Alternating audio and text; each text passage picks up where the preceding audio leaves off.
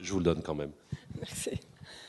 Donc, oui, dans 5 minutes, ce n'est pas trop facile. C'est pas facile, donc je vais essayer d'aller très rapidement. Oui, voilà, déjà, j'ai un problème.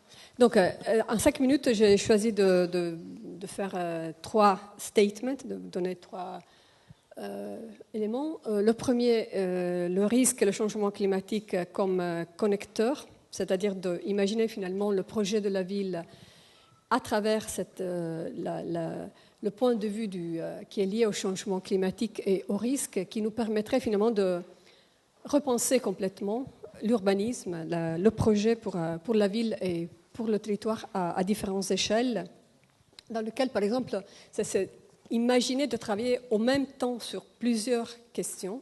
C'est une approche qu'on n'a pas encore vraiment mis au point. Donc, le risque, par exemple, ici, dans le territoire de l'entente de l'Arc-en-Seine, le risque lié aux inondations. En même temps, la question de la perméabilité, de perméabiliser les sols. En même temps, la question du recyclage comme façon de diminuer les consommations d'énergie, de valoriser l'énergie grise. Et en même temps, la diminution des émissions de CO2, donc un transport en commun complètement repensé et donc vers un scénario, je dirais, no-car.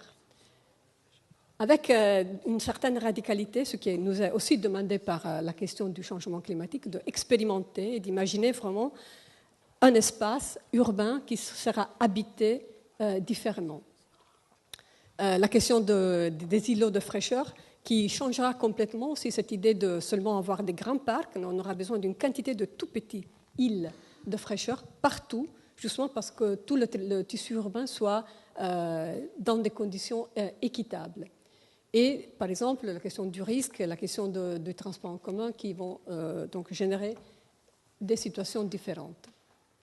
Deuxième statement, le changement climatique a besoin de solutions, de projets multitask, multifonctionnels. Donc il faut s'habituer à imaginer des projets qui soient capables de donner plusieurs réponses en même temps. Par exemple, là, encore une question de risque liée aux inondations, des lieux qui deviennent des îles, hein, si on imagine des crues importantes.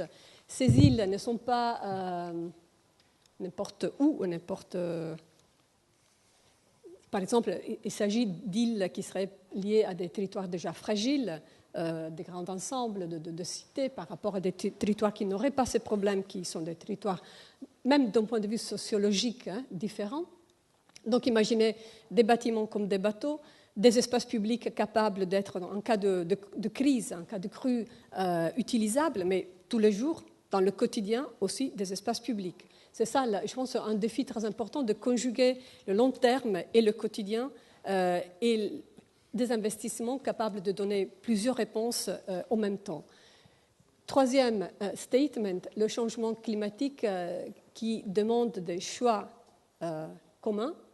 Donc, c'est une évolution de l'imaginaire qui nous sert. Et là, le projet de l'espace, le projet de la ville, de la métropole, peuvent jouer un rôle important. Parce que la question qui nous est posée, ça a été dit aussi par Pierre Mansart, c'est la question d'un changement climatique qui soit démocratique, non? C'est-à-dire qu'il soit capable de se confronter avec les situations d'injustice spatiale et d'injustice environnementale qui vont être encore plus graves dans le futur. Et je termine avec ça. Donc il y a ce caractère du problème écologique qui est celui d'être commun. Et donc, il n'y a pas de solution individuelle à cette question. Et donc, comme le disait John Dryden, qu'il nous faut vraiment des choix en commun. Et la question ça amène à imaginer vraiment des moments de participation, de partage, de construction d'un changement qui est un changement sociétal.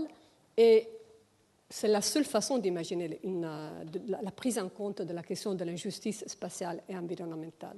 Je voudrais terminer sur ça parce que Edward Sorja vient de mourir, il est mort hier, et donc il a beaucoup parlé de la question de l'injustice dans l'espace, et donc le changement climatique, ça peut être une occasion aussi pour revenir sur ça. Merci.